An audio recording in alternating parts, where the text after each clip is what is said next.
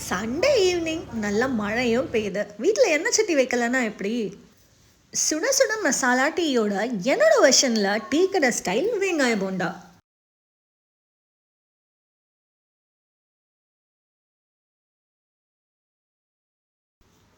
3 medium sized வெங்காயத்தை தின் ஸ்லைஸ்டாக நான் நறுக்கி வச்சுருக்கேன்.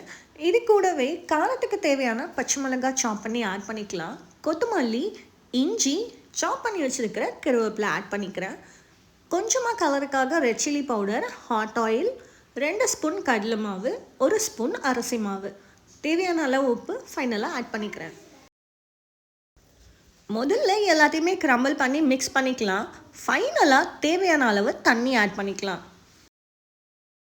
தண்ணி ஆட் பண்ணதுக்கப்புறமா ஷேப் பிடிக்கிற அளவுக்கு உங்களுக்கு வரணும்.